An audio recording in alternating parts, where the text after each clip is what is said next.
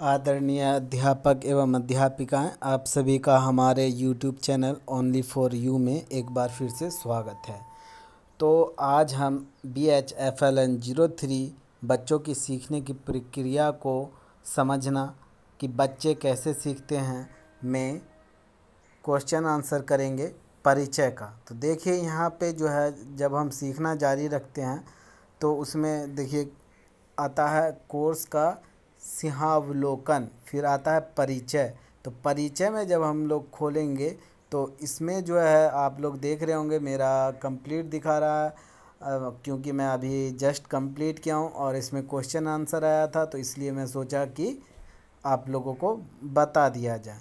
तो सबसे पहले क्वेश्चन आंसर करने के लिए सभी से अनुरोध है कि पहले अपने समझ से करें, अगर नहीं हो पाए तब वीडियो का सहारा लें। पहले पॉज करें, फिर अगर नहीं हो पा रहा है तब वीडियो का सहारा लें। धन्यवाद। और अब देखते हैं हम यहाँ पे जो है सबसे नीचे गतिविधि एक, अपनी समझ की जांच करें। तो अभी तक जो भी हम इसमें परिचय में समझे हैं उसका ये जांच है। तो सबसे पहले हम उस पर क्लिक करते हैं और वो खुल गया है, और फिर हम इसको चला देते हैं प्ले पे। अब इसमें जो है ये लोड हो रहा है, तब तक आप लोग चैनल को सब्सक्राइब और लाइक कर दें और कमेंट में बताएं कि और मैं क्या सुधार कर सकता हूं। तो इसमें बोल रहा है सबसे पहले, कक्षा में बच्चों के सर्वांगीण विकास के लिए किसे बढ़ावा दें और किसे नहीं, इसे हाँ या नहीं द्वारा वर्गीकृत करें। इनका कहना है कि कक्षा में बच्चों को चौतरफा, चारों ओर मतलब हर तरफ से विकास के लिए किसे बढ़ावा देना है और किसे नहीं, उस पे को हमें हाँ या ना में जवाब देना है। तो अब हम आगे चलते हैं। तो यहाँ है सबसे पहले है स्वस्थ और प्रेरक परिवेश का निर्माण करना। मतलब कि बच्चा को उसमें डर नहीं लगना चाहिए, उसमें बच्चा को किसी भी चीज़ से डर, मार का या बेइज्जत होने का, ऐसा कोई भी उसके अंदर डर नहीं होना चाहिए, और प्रेरक परिवेश होना चाहिए। तो ये इसके लिए क्या करना है हमें, हाँ या नहीं, ऐसा होना चाहिए या नहीं होना चाहिए।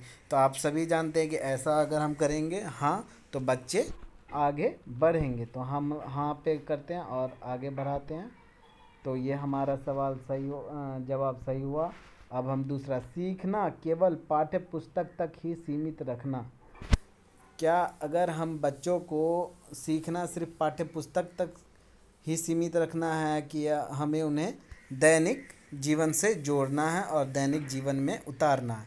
तो हम सभी जानते हैं कि हम जो भी सिखाते हैं वो दैनिक जीवन में प्रयोग हो, इसलिए ही सिखाते हैं। तो सीखना केवल पाठ्य पुस्तक तक ही सीमित रखना नहीं चाहिए, तो ये गलत है।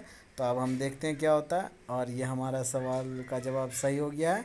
अब भय उत्पन्न करना, भय उत्पन्न करना चाहिए या नहीं? किसी भी तरह से हमें बच्चों के अंदर भय नहीं उत्पन्न करना चाहिए, इस नहीं तो उसके अंदर नेगेटिविटी आ जाती है और वह डरने लगता है, अपनी बातें नहीं कह पाता है, नया खोज नहीं कर पाता। इसलिए हम लोग भय उत्पन्न करना चाहिए, हाँ या नहीं? तो नहीं हम लोग क्लिक करते हैं, देखते हैं क्या होता है, और ये हमारा जवाब सही है। फिर पहल करने के लिए प्रेरित करना। अब किसी भी चीज़ के लिए किसी एक को तो आगे आना ही पड़ता है।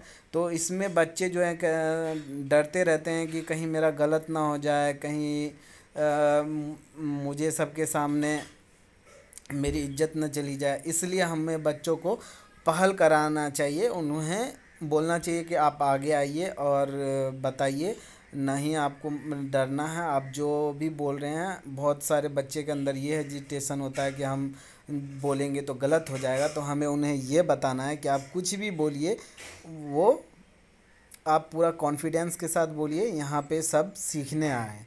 तो पहल करने के लिए प्रेरित करना, तो हाँ हम प्रेरित करेंगे। तो आगे देखते हैं क्या होता है, और ये हमारा सवाल का जवाब सही है।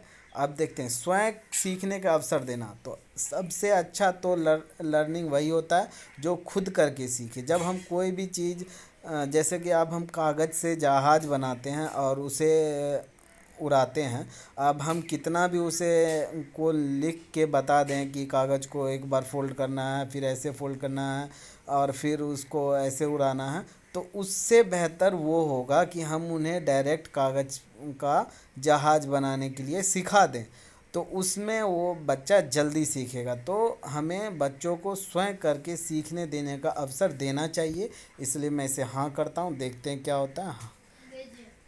तो ये भी मेरा सही सवाल हो गया जवाब। अब लगातार नकारात्मक फीडबैक देना।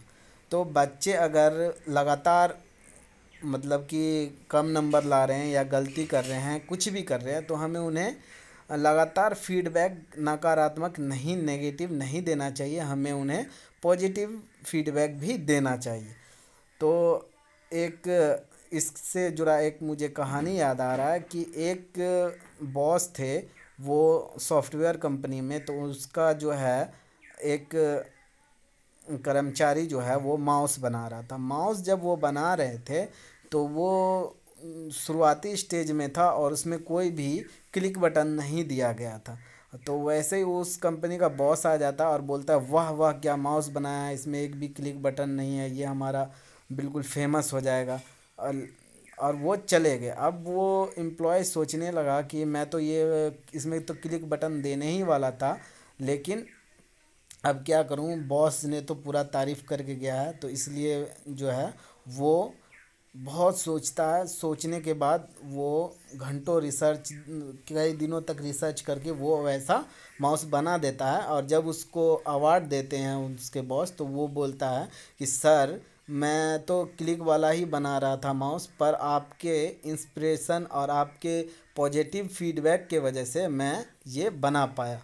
तो हमें भी बच्चों को, अगर वो कितनी भी गलती करते हैं, तो उनकी गलती के साथ उन्हें पॉजिटिव फीडबैक भी देना चाहिए। तो लगातार नकारात्मक फीडबैक देना चाहिए तो मेरे हिसाब से नहीं। और ये भी मेरा सही हो गया। फिर है परस्पर बातचीत के अवसर प्रदान करना।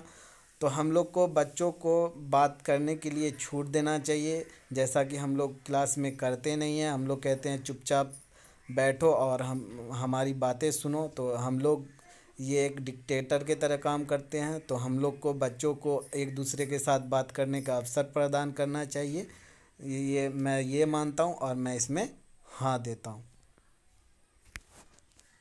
अब है खोजबीन के अवसर देना। और बच्चों को अब मेरे हिसाब से तो खोजबीन के अवसर देना चाहिए और मैं हाँ देता हूँ। तो देख सकते हैं आप लोग, मेरा 8 में 8 सही हो गया है। तो आप लोगों से गुजारिश है कि मेरे चैनल को सब्सक्राइब और लाइक करें और कमेंट में बताएं कि आपको और किस तरह का वीडियो चाहिए और मेरे वीडियो में क्या सुधार होना चाहिए। वॉइस सही से आ रहा है या नहीं आ रहा है, या आवाज़ और अच्छा होना चाहिए। धन्यवाद।